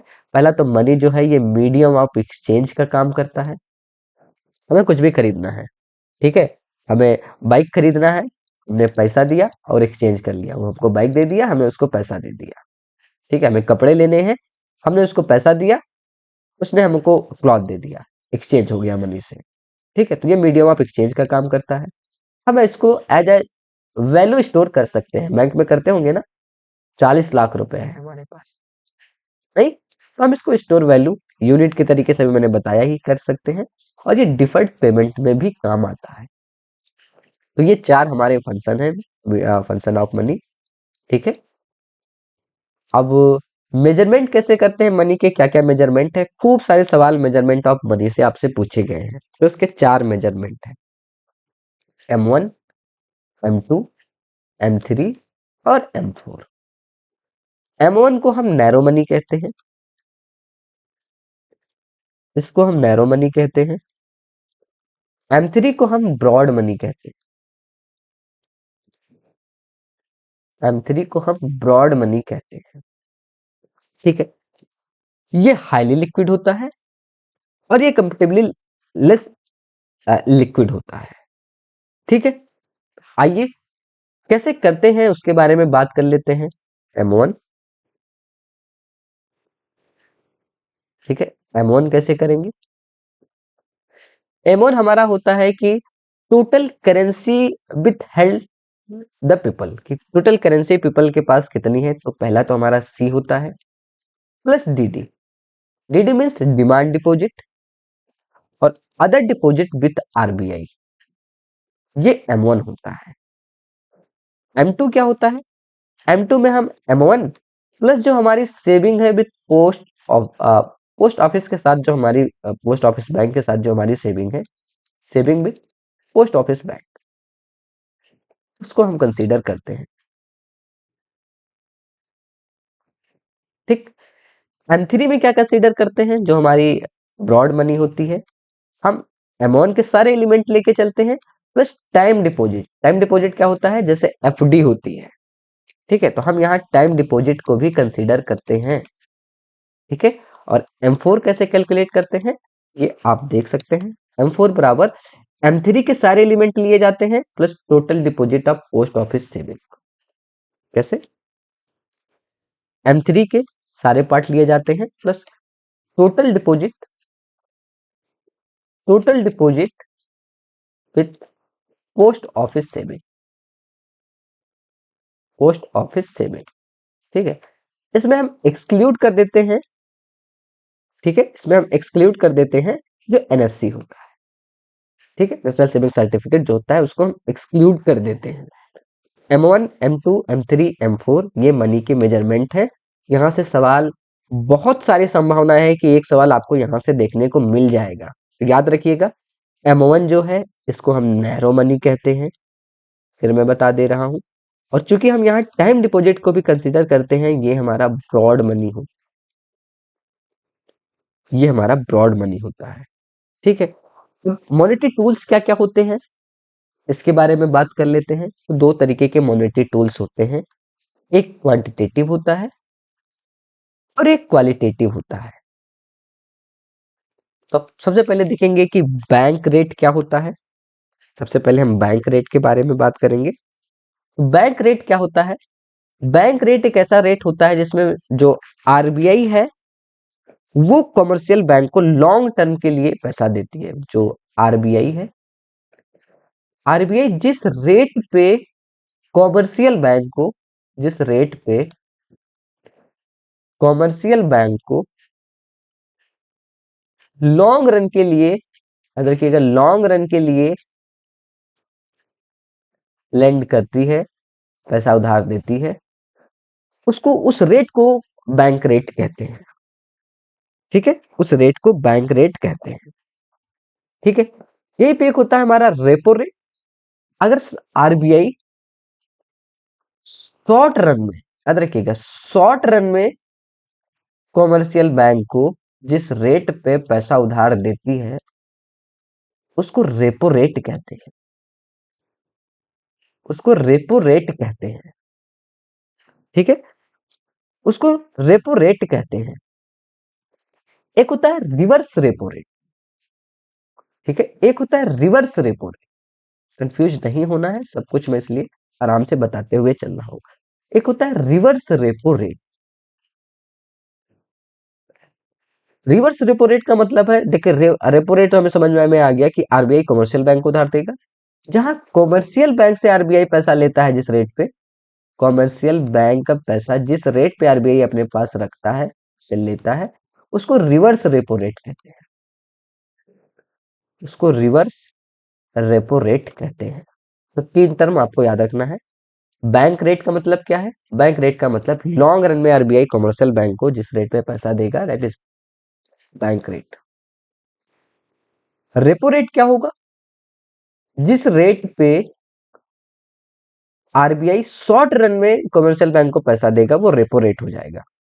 रिवर्स रेपो रेट क्या हो जाएगा? कॉमर्शियल बैंक जब आरबीआई को जिस रेट पे देगा। आई होप ये चीजें आपको बहुत आसानी से समझ में आ रही होंगी। Open market operations means, open market operation means कि किस रेट पे आरबीआई जो है वो गवर्नमेंट के सिक्योरिटी को सेल करती है या बाई करती है। ये गवर्नमेंट की सिक्योरिटी मतलब ट्रेजरी बिल, पता होगा, आरबीआई गवर्नमेंट की ट्रेजरी बिल को खरीदती है और बेचती है। तो जिस रेट से खरीदती और बेचती है वो ओपन मार्केट ऑपरेशन का पार्ट होता है। कैश रिजर्व रेशियो क्या होता है? जो बैंक के पास टोटल डिपॉजिट आता है, टोटल डिपॉजिट का कुछ हिस्सा उसे आरबीआई के पास रखना पड़ता है। ठीक है, तो टोटल डिपॉजिट का कुछ हिस्सा कैश के फॉर्म में आरबीआई के पास रखना पड़ता है, उसको कैश रिजर्व रेशियो कहते हैं, जो कि आई थिंक अभी 4%, 3% ऐसे कुछ चल रहा है। टोटल डिपॉजिट का जितना कैश कॉमर्शियल बैंक को अपने पास रखना पड़ता है उसको हम एसएलआर कहते हैं, और ये अभी 18% है। कैश रिजर्व रेशियो अपने टोटल डिपॉजिट का कैश के फॉर्म में जो कमर्शियल बैंक आरबीआई के पास रखती है, जो कि रखना ही पड़ता है, उसको सीआरआर कहते हैं, कैश रिजर्व रेशियो कहते हैं। और अपने टोटल डिपॉजिट का जितना हिस्सा वो अपने पास रखता है कैश के फॉर्म में उसको एसएलआर कहते हैं। ठीक है, इस कॉन्सेप्ट को थोड़ा ध्यान से देखिएगा। ठीक है, और दोनों को हम मिला देते हैं तो ये लिक्विड इन्वेस्टमेंट फैसिलिटी का पार्ट बनता है। मार्जिनल स्टैंडिंग फैसिलिटी क्या होता है? कि जब हमें इमीडिएट पैसों की जरूरत होती है शॉर्ट टर्म में बैंकों को, तो रेपो रेट से ज्यादा रेट पे उन्हें पैसा उठाना पड़ता है, उस रेट को हम मार्जिनल स्टैंडिंग फैसिलिटी कहते हैं। और आरबीआई क्या होता है? इसका लास्ट रिजॉर्ट होता है। ठीक, ये होते हैं क्वांटिटेटिव टूल्स। अब अगर हम क्वालिटेटिव टूल्स के बारे में बात करें, ठीक है, तो एक होता है हमारा फिक्स्ड मार्जिन रिक्वायरमेंट। ठीक है, ये क्या होता है? ये हमें डिफरेंस बताता है कि हमें लोन अमाउंट कितना मिलेगा। ठीक है, और हमारे वैल्यू, सिक्योरिटी की वैल्यू क्या है, वैल्यू ऑफ सिक्योरिटी क्या है, वैल्यू ऑफ सिक्योरिटी क्या है। जैसे हमने दो, मान लेते हैं 1 किलो सोना हमने रखा, ठीक है, 1 किलो माल गोल्ड का रेट अभी मुझे आइडिया नहीं है, किलो के हिसाब से क्या चल रहा है, कोई और एग्जांपल ले लेते हैं कि हमने एक बाइक गिरवी रखी लोन लेने के लिए। ठीक है, बाइक का कागज हमने रखा, बाइक की कीमत हमारे 1 लाख है। तो अगर हमारे बाइक की कीमत 1 लाख रुपए है तो बैंक हमको 50,000 रुपए दे रही है, तो 50,000 का मार्जिन है। इसी को कहते हैं फिक्स्ड मार्जिन रिक्वायरमेंट, ये क्वालिटेटिव मेथड होता है। ठीक है, फिर कंज्यूमर क्रेडिट रेगुलेशन, गवर्नमेंट, आपने देखा होगा सिविल स्कोर बेसिकली है, आपका स्कोर कितना है ये भी डिटरमाइन करता है कि आपको कितना बैंक लोन देने वाली है। ठीक है, फिर एक होता है क्रेडिट रेशनिंग। क्रेडिट रेशनिंग का मतलब है कि आरबीआई फिक्स कर देती है कि अपने अमाउंट का, अपने डिपॉजिट का आप 40% से ज्यादा टैक्स लोन नहीं दे सकते हैं, या 20% से ज्यादा लोन नहीं दे सकते हैं। तो ये क्या होता है, इसमें आरबीआई जो है लिमिट लगाती है। क्रेडिट रेशनिंग का मतलब है लिमिट लगाती है कि आप नॉन प्रियोरिटी सेक्टर को इतने पैसे से ज्यादा लोन नहीं दे सकते हैं। ये होता है क्रेडिट रेशनिंग। ठीक है, मोरल सेशन की बात करें तो मोरल सेशन में क्या होता है कि आरबीआई जस्ट गाइड करता है कि आपको यहाँ पैसा ज्यादा देना चाहिए, रूरल डेवलपमेंट करना है तो रूरल में आपको ब्रांचेस खोलने चाहिए। ठीक है, अभी हमें एग्रीकल्चर सेक्टर को डेवलप करना है तो एग्रीकल्चर सेक्टर में आप अपना लेंडिंग रेट कम कर देंगे। ये मोरल सेशन का पार्ट होता है। कंट्रोल थ्रू डायरेक्टिव्स या डायरेक्ट एक्शन, ये दोनों सेम ही है। ठीक है, ना मानने पे आरबीआई डायरेक्ट एक्शन ले सकता है। तो दो तरीके के बेसिकली टूल्स यूज किए जाते हैं मॉनेटरी पॉलिसी के द्वारा, क्वालिटेटिव और quantitative. This is very very important. ठीक है, तो अच्छा, ठीक है, मैंने अब हम बात करते हैं फिस्कल पॉलिसी के बारे में। ठीक है, अच्छा मैं एक बार क्विक रिमाइंडर मतलब रिवाइज करा देता हूँ कि मॉनेटरी पॉलिसी में क्या क्या हमने पढ़ा, क्या क्या इंपॉर्टेंट है बेसिकली मॉनेटरी पॉलिसी में। ठीक, एक तो हमने पढ़े क्वांटिटेटिव टूल्स, एक हमने पढ़े क्वांटिटेटिव टूल्स, और एक हमने पढ़े क्वालिटेटिव टूल्स। एक हमने पढ़े क्वांटिटेटिव टूल्स। ठीक, क्वांटिटेटिव टूल्स में हमने देखा बैंक रेट, ठीक, repo rate, reverse repo rate,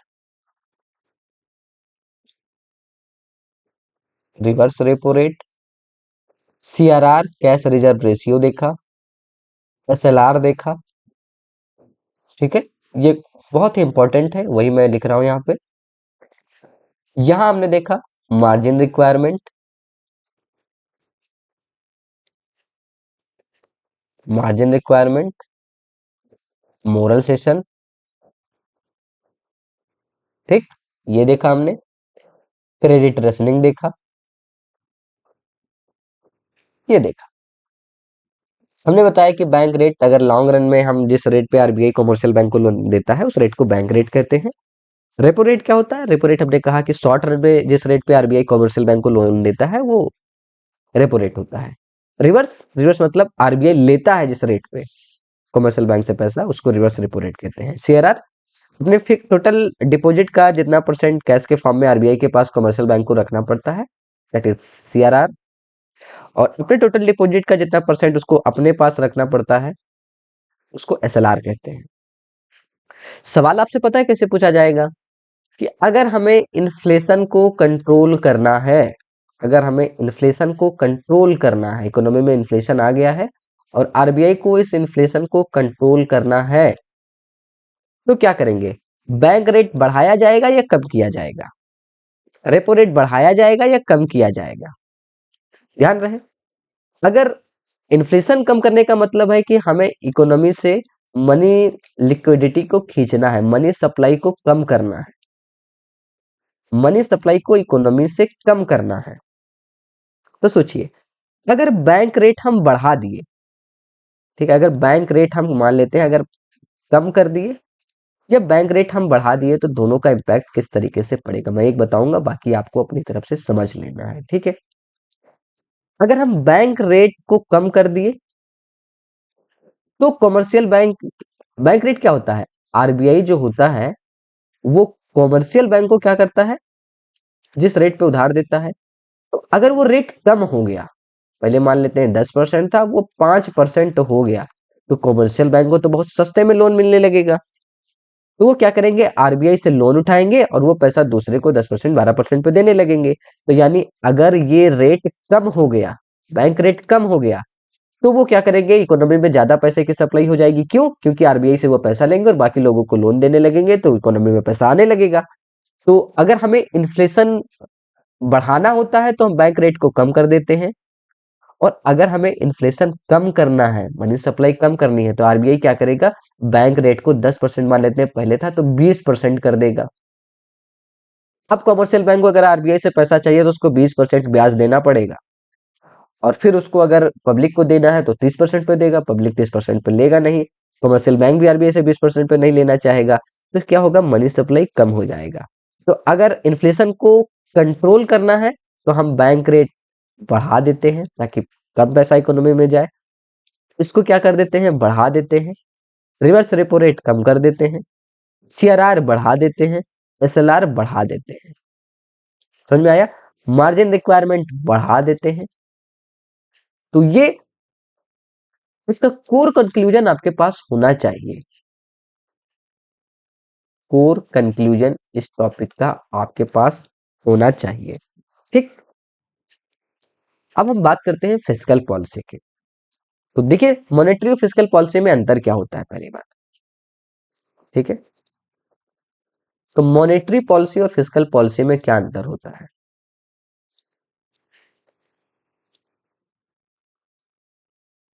monetary policy जो है ये आरबीआई बनाती है, फिस्कल पॉलिसी जो होता है, गवर्नमेंट के टूल्स को हम फिस्कल पॉलिसी कहते हैं, आरबीआई के पॉलिसी को हम मॉनेटरी पॉलिसी कहते हैं। ये गवर्नमेंट के टूल्स होते हैं।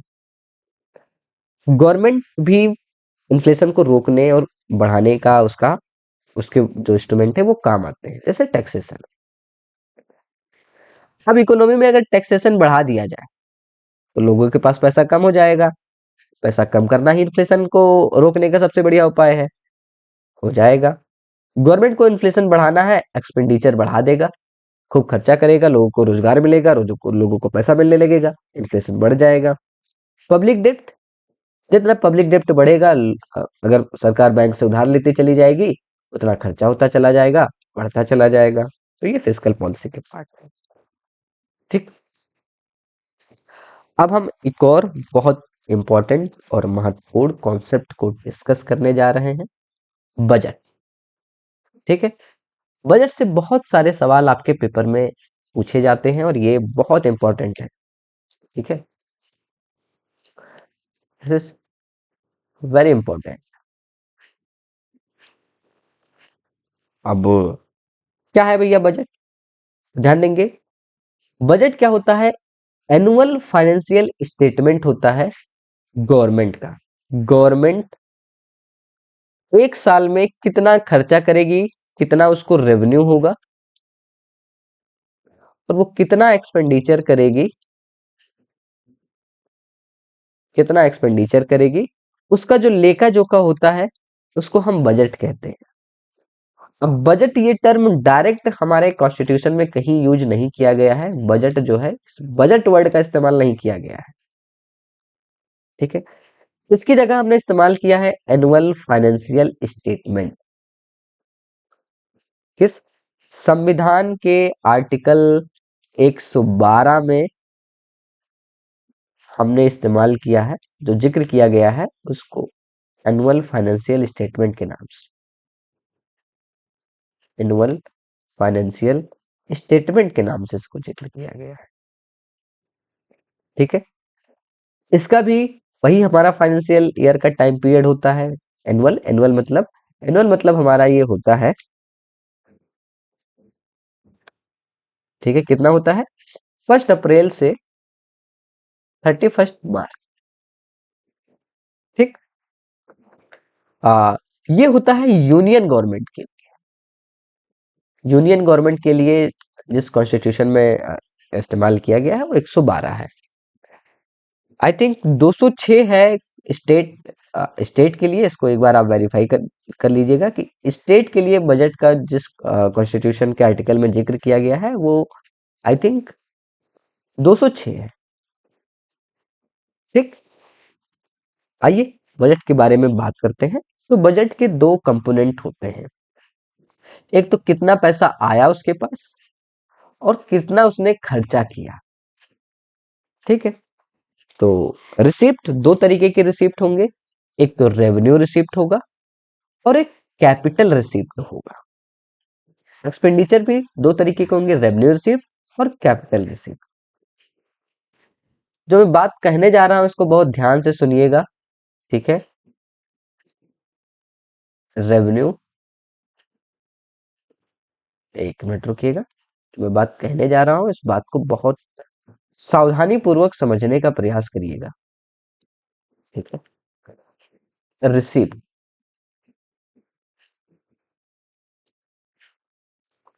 और एक्सपेंडिचर।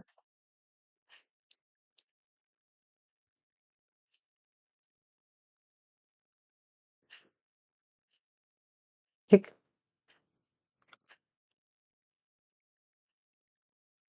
रेवेन्यू रिसिप्ट मैं दूसरे पेज पे बना देता हूँ। अच्छा ठीक है, कोई बात नहीं, इधर ही बना देता हूँ, रेवेन्यू और कैपिटल। ठीक, तो जो रेवेन्यू रिसीप्ट होगा, जो रेवेन्यू एक्सपेंडिचर होगा, ये एसेट या लायबिलिटी पे कोई इम्पैक्ट नहीं पड़ेगा। एसेट और लायबिलिटी पे इसका कोई इम्पैक्ट नहीं होना चाहिए। उसको हम रेवेन्यू रिसीप्ट या रेवेन्यू एक्सपेंडिचर कहते हैं। रिसीप्ट भी एसेट और लायबिलिटी पे किसी भी तरीके का कोई इम्पैक्ट नहीं डालेगा और एक्सपेंडिचर भी नहीं डालेगा। जबकि एसेट और लायबिलिटी पे चाहे कैपिटल रिसीप्ट हो या कैपिटल एक्सपेंडिचर हो, इससे हमारा एसेट और लायबिलिटी जो है वो इफेक्टेड होगा। इससे हमारा एसेट और लायबिलिटी जो है वो इफेक्टेड होगा। सबसे पहली चीज आपको यही समझ में आ जानी चाहिए। रेवेन्यू रिसिप्ट दो तरीके का होगा, टैक्स और नॉन टैक्स। और रिसिप्ट भी होगा, क्या नाम है, एक्सपेंडिचर भी होगा, प्लान और non plan expenditure. Capital receipt क्या होगा, बोरोइंग, ये सब। ठीक है, पहले तो कुछ चीजें मैं आपको क्लियर कर देना चाहता हूं एकदम शुरू से ही।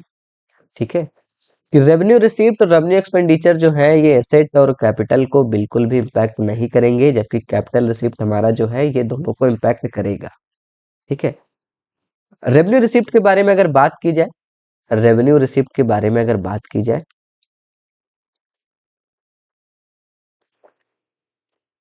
ठीक है, रेवेन्यू रिसीप्ट के बारे में अगर बात की जाए तो देखिए, रेवेन्यू रिसीप्ट जो होता है ये एक टैक्स वाला पार्ट होता है और एक नॉन टैक्स वाला पार्ट होता है। ठीक है, एक टैक्स का पार्ट होता है इसमें और एक नॉन टैक्स का पार्ट होता है। टैक्स भी दो तरीके के टैक्स होते हैं।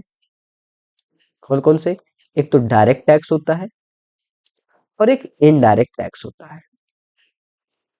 डायरेक्ट टैक्स हम कैसे टैक्स को कहते हैं, जिसमें इंसिडेंस ऑफ टैक्स और imposition of tax same people पे होता है, उसको हम डायरेक्ट टैक्स कहते हैं। मतलब जिसपे हमने लगाया वही भरा उस टैक्स को, कोई थर्ड पर्सन इसमें नहीं होता है।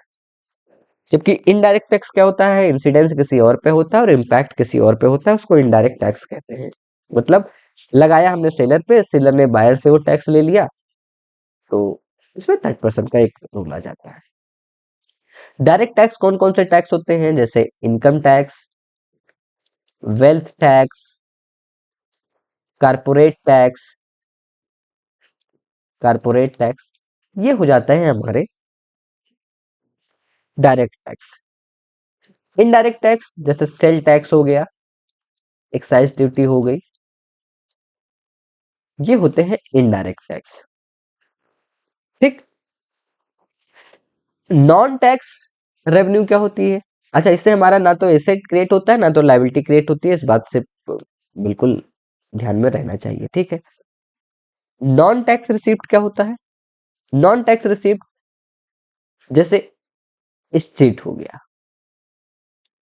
ठीक, फाइन हो गया।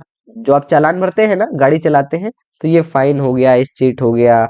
स्टाम्प से जो पैसा सरकार को जाता है, ठीक है, सरकार अ, जैसे रेलवे वगैरह चलाती है, उससे जो उसको पैसा जाता है, ये सब क्या होता है, नॉन टैक्स का पार्ट होता है। सरकार को तो पैसा आता है। कैपिटल रिसिप्ट, कैपिटल रिसिप्ट क्या होगा, जिससे हमारा एसेट या लायबिलिटी अफेक्टेड होगी। जैसे सरकार स्टेट गवर्नमेंट को लोन देके रखी थी, वो लोन वापस आ गया, तो जब सरकार स्टेट गवर्नमेंट को लोन देके रखी थी, तो उसकी स्टेट गवर्नमेंट की लायबिलिटी थी, उसने वो पैसा वापस कर दिया, लायबिलिटी खत्म, ये हमारी लायबिलिटी इफेक्टेड हो रही है। हमने पैसा ले लिया पब्लिक से, बैंक से, सरकार ने अगर पैसा ले लिया, सरकार की तो लायबिलिटी बढ़ गई, तो यह लायबिलिटी इफेक्टेड हो रही है। डिसइन्वेस्टमेंट, सरकार ने क्या किया, अपने एसेट बेच दिए। डिसइन्वेस्टमेंट का मतलब होता है सेल ऑफ एसेट। सरकार ने क्या किया, अपने जो उसकी स्टील की कोई कंपनी थी, उसको अडानी साहब को बेच दिया, उससे पैसा हुआ, एसेट कम हो गया। तो ऐसे रिसीप्ट जिससे हमारी एसेट और लायबिलिटी अफेक्टेड होती है, उसको कैपिटल रिसीप्ट कहते हैं। कैपिटल एक्सपेंडिचर, कैपिटल एक्सपेंडिचर क्या होता है, दो तरीके का एक्सपेंडिचर होता है, रेवेन्यू एक्सपेंडिचर और कैपिटल एक्सपेंडिचर। रेवेन्यू एक्सपेंडिचर दो तरीके का होता है, प्लान एक्सपेंडिचर और नॉन प्लान एक्सपेंडिचर। जो हम प्लान करके खर्चा करते हैं, जैसे डिफेंस हो गया, किसी स्कीम पे हमें खर्चा करना है, वो plan expenditure. Non plan, COVID आ गया, हमें खर्चा करना पड़ा, वो नॉन प्लान एक्सपेंडिचर होता है। ऐसे ही कैपिटल रिसिप्ट होता है। ठीक है, तो कंपोनेंट ऑफ बजट से एक सवाल आपके पेपर में पूछे जाने की बहुत सारी संभावनाएं हैं, तो उसको एक बार जरूर देख के जाए। ठीक है, अब आइए डिमांड के बारे में बात करते हैं, लॉ ऑफ डिमांड। ठीक है, तो ये लॉ ऑफ डिमांड जो है, ये किसके द्वारा दिया गया है, लॉ ऑफ डिमांड जो है, ये मार्शल के द्वारा दिया गया है। ठीक है, मार्शल के द्वारा ये कॉन्सेप्ट दिया गया है। क्या कहता है, लॉ ऑफ डिमांड बात बताता है हमें कि प्राइस और डिमांड ये यूनिवर्सली रिलेटेड होते हैं। मतलब अगर किसी गुड्स की प्राइस बढ़ेगी, उसकी डिमांड जो है वो डिमांड कम होगी, अदर फैक्टर को कांस्टेंट रखते हुए। अदर फैक्टर मीन्स कि टेस्ट हो गया, पॉपुलेशन हो गया, तमाम ऐसी चीजें। ठीक है, प्राइस और डिमांड के, अगर सिर्फ हम प्राइस और डिमांड के बीच का रिलेशन देखें, तो बताया गया इन दोनों के बीच में इनवर्स रिलेशन होगा, नेगेटिव रिलेशन होगा। मतलब अगर प्राइस बढ़ेगा तो डिमांड कम होगी। इसी लॉ को कहा गया है लॉ ऑफ डिमांड। कैसा इसका फंक्शन हो, कर्व होगा,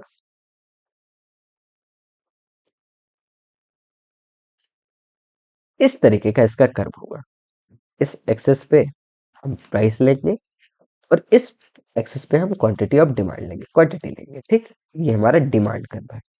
कैसा होगा इसका कर्व, ये डाउनवर्ड होगा। लेफ्ट टू राइट क्या होगा, ये डाउनवर्ड होगा। मीन्स मीन्स अगर हम मान लेते हैं 5 रुपया था, तो हम 20 क्वांटिटी डिमांड कर रहे थे। अब अगर प्राइस बढ़ा दिया जाए, प्राइस हमने 5 से 8 कर दिया, तो हम कितना डिमांड कर रहे हैं, हमारी डिमांड कब हो गई, अब हम 12 ही डिमांड कर रहे हैं। और अगर प्राइस बढ़ा दिया जाए, प्राइस 10 रुपए कर दिया गया, ठीक है, तो हम 6 ही यूनिट डिमांड कर रहे हैं।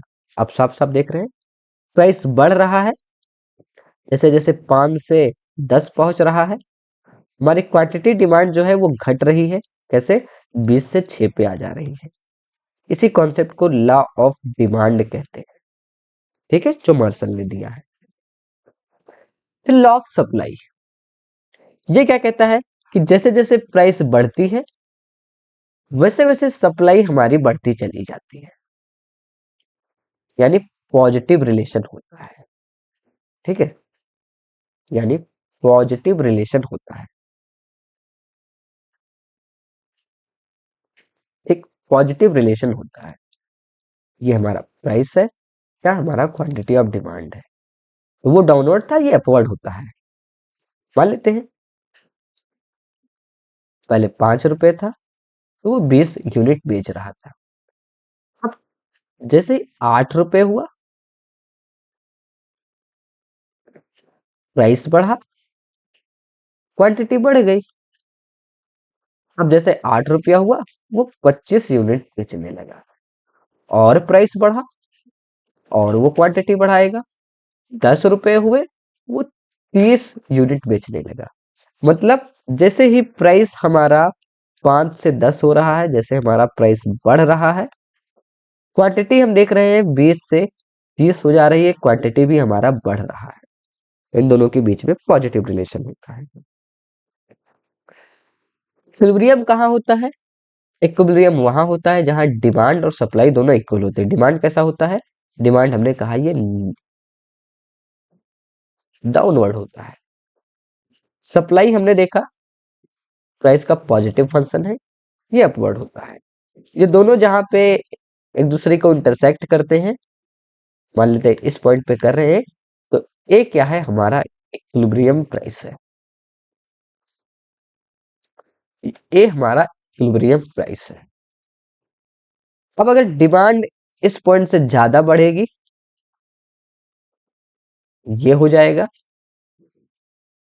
तो क्या हो जाएगा? प्राइस बढ़ जाएगा। अगर डिमांड सप्लाई से ज्यादा हो गई, तो प्राइस क्या हो जाएगी? प्राइस बढ़ जाएगी। हमने देखा पहले ये प्राइस था हमारा, अब ये जहां इंटरसेक्ट कर रहा है, ये हमारा प्राइस हो जा रहा है। ठीक। अगर सप्लाई बढ़ गई, अगर सप्लाई बढ़ गई, देखा सप्लाई राइट वर्ड हुआ। अगर सप्लाई ज्यादा हो गया डिमांड से, तो पहले प्राइस ये था, प्राइस नीचे आ जाएगा। तो अगर सप्लाई डिमांड से ज्यादा रहा, तो प्राइस कम हो जाएगा। अगर डिमांड सप्लाई से ज्यादा रहा, तो प्राइस बढ़ जाएगा। आई होप ये चीज आपको समझ में आ रही होगी। एक और कॉन्सेप्ट है प्राइस इलास्टिसिटी ऑफ डिमांड। ठीक है, price elasticity of demand. Price elasticity of demand सबसे पहली बात हमें क्या बताता है? ये बताता है परसेंटेज चेंज इन प्राइस, कि अगर किसी गुड्स के प्राइस में चेंज आता है, तो क्वांटिटी में कितना चेंज आता है, चेंज इन क्वांटिटी को ये दिखाता है। ठीक है, elasticity, price elasticity of demand, कि किसी गुड्स के प्राइस में मान लेते हैं 10% का चेंज आया, तो उसकी क्वांटिटी जो डिमांड कर रहा है उसमें कितना परसेंट चेंज आएगा, इसी चीज को हम इलास्टिसिटी कहते हैं, प्राइस इलास्टिसिटी ऑफ डिमांड कहते हैं। ठीक। तो 5 तरीके की इलास्टिसिटी हम यहां देखेंगे। पहला है परफेक्टली इलास्टिक। परफेक्टली इलास्टिक का मतलब क्या होता है? कि जहां इलास्टिसिटी, जो प्राइस इलास्टिसिटी है, ठीक है, प्राइस इलास्टिसिटी ऑफ डिमांड जो है, इसकी वैल्यू इनफाइनाइट होती है यहाँ पे। इसका मतलब प्राइस थोड़ा सा भी अगर बढ़ा, 5 रुपए से अगर वो 6 रुपए भी प्राइस हुआ, तो उसकी डिमांड जो है वो इनफाइनाइटली चेंज हो जाएगी। Perfectly elastic. इस केस में जो कर्व होता है, डिमांड कर्व, वो कैसा होता है? हॉरिजेंटल होता है। हॉरिजेंटल होता है। दूसरा होता है परफेक्ट इनइलास्टिक कर्व, जहां जो प्राइस में चेंज आता है, उससे क्वांटिटी ऑफ डिमांड में जो चेंज आता है वो जीरो रहता है। कि अगर प्राइस हमारा 5 रुपए से बढ़ के 10 रुपए हो गया, तो पहले भी हम 10 क्वांटिटी डिमांड करते थे, और प्राइस बढ़ा भी तो अभी हम 10 ही क्वांटिटी डिमांड करेंगे। हमारी क्वांटिटी पे कोई फर्क नहीं पड़ता है। कोई फर्क नहीं पड़ेगा तो मतलब वो इनइलास्टिक हो जाएगा। अब देख रहे हैं, यहां भी प्राइस था तब भी हम इतनी क्वांटिटी डिमांड कर रहे थे, प्राइस बढ़ के P1 पे पहुंच गया तब भी हम इतनी ही क्वांटिटी डिमांड कर रहे हैं, क्वांटिटी में हमारे कोई चेंज नहीं आया। इसको कहते हैं परफेक्ट इनइलास्टिक कर्व, और यहाँ इलास्टिसिटी ऑफ डिमांड की जो वैल्यू होती है वो जीरो हो जाती है। फिर एक होता है हमारा यूनिटरी इलास्टिक डिमांड। यहाँ क्या होता है? मान लेते हैं किसी प्राइस की कीमत जो थी वो 5% से बढ़ी, 100 से 105 हो गई, तो उसकी डिमांड में भी 5% का चेंज आएगा। यानी चेंज इन प्राइस और change in quantity of demand दोनों इक्वल होते हैं। अगर दोनों इक्वल रहेंगे, 5% ऊपर भी चेंज आया, 5% नीचे भी चेंज आया, तो वैल्यू क्या हो जाएगी? 1। तो यहाँ इलास्टिसिटी ऑफ डिमांड जो होती है, इसकी वैल्यू 1 होती है, और ये कर्व इस तरीके का स्ट्रेट लाइन होता है। ठीक है। एक होता है relative elastic demand curve. Relative elastic demand curve का क्या मतलब है कि अगर प्राइस में 5% से चेंज आया तो क्वांटिटी डिमांड में 5% से ज्यादा का चेंज आएगा। ये 15% चेंज आ सकता है, 20% चेंज आ सकता है, यानी प्राइस में जितना चेंज आया क्वांटिटी ऑफ डिमांड में उससे ज्यादा का चेंज आएगा। तो अगर क्वांटिटी ऑफ डिमांड में 15% का चेंज आया और नीचे प्राइस में कितना चेंज आया 5%, इलास्टिसिटी ऑफ डिमांड का फॉर्मूला क्या होता है कि चेंज इन प्राइस 5% है, चेंज इन क्वांटिटी 15% है, तो इसकी वैल्यू क्या होगी, हमेशा इसकी वैल्यू कितनी आ जाएगी, 3 आ जाएगी। यानी इलास्टिसिटी की वैल्यू हमेशा ग्रेटर देन 1 रहती है। और ये कर्व कैसा होता है, ये कर्व फ्लैटर होता है। रिलेटिवली इन इलास्टिक की बात करते हैं। इन इलास्टिक का क्या मतलब है, इन इलास्टिक का मतलब है कि प्राइस अगर हमारा 5% से चेंज हुआ तो क्वांटिटी ऑफ डिमांड हमेशा 5% से कम चेंज होगा, 3% चेंज होगा। अगर हमें इलास्टिसिटी ऑफ डिमांड निकालना है तो 5% बटे 3% निकालेंगे, 0.6 आएगा। यानी इस केस में इलास्टिसिटी ऑफ डिमांड जो होगी वो हमेशा लेस देन 1 रहेगा, रिलेटिव इन इलास्टिक। ठीक है, तो यहाँ हमने 5 तरीके के कॉन्सेप्ट, 5 तरीके की इलास्टिसिटी देखी।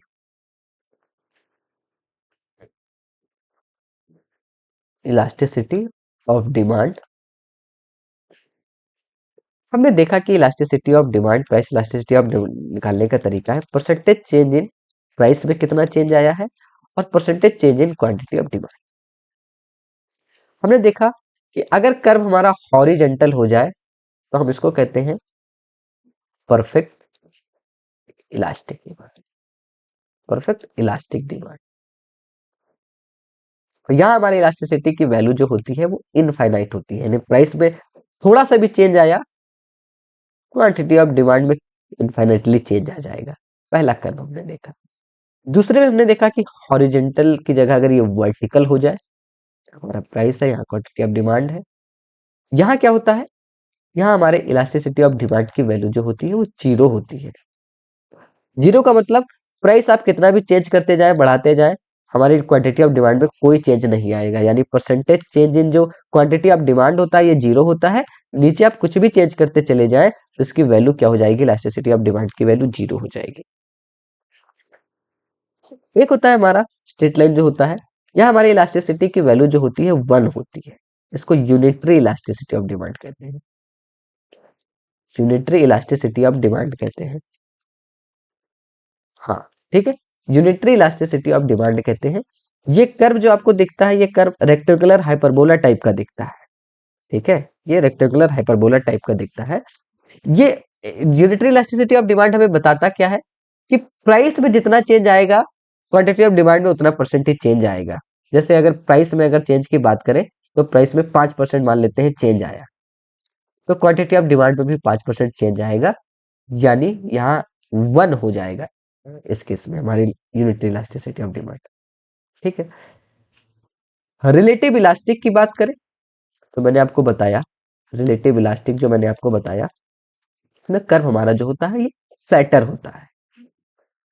ठीक है, हमने देखा कि प्राइस में जितना प्राइस में चेंज आता है क्वांटिटी ऑफ डिमांड में उससे ज्यादा का चेंज आ जा रहा है। प्राइस इधर है, क्वांटिटी ऑफ डिमांड हमारा इधर है। प्राइस में बहुत थोड़ा सा चेंज आया, क्वांटिटी ऑफ डिमांड में इतना चेंज आ गया है। यानी यहाँ इलास्टिसिटी ऑफ डिमांड की बात करें तो वैल्यू जो होती है ये ग्रेटर देन 1 होती है। कैसे, परसेंटेज चेंज अगर हम देखें क्वांटिटी ऑफ डिमांड की, परसेंटेज चेंज अगर 5% हो रहा है तो क्वांटिटी में बहुत ज्यादा से चेंज हो जाएगा 15% वाला। तो हमने देखा था इलास्टिसिटी की वैल्यू 3 आ गई थी, यानी यहाँ हमेशा इलास्टिसिटी ऑफ डिमांड की वैल्यू ग्रेटर देन 1 रहेगी। ठीक, तो ये कुछ कॉन्सेप्ट थे जो मुझे आपको समझाने थे। ठीक है, ये हमारा पार्ट ए है। अगर आप यहाँ तक देख रहे हैं तो आप यकीन मानिए कि आप इकोनॉमिक्स को समझ रहे थे, तभी आप यहाँ तक पहुंचे हैं। तो आपको क्या करना है, इस चैनल को सब्सक्राइब जरूर करना है, कमेंट करना है और लाइक भी करना है और अपने साथियों तक शेयर भी करना है। ठीक है, तो अगले पार्ट को हम अपने अगले सेशन में डिस्कस करेंगे। आज के इस क्लास को हम अ, यही समाप्त करेंगे। Okay, okay, thank you so much.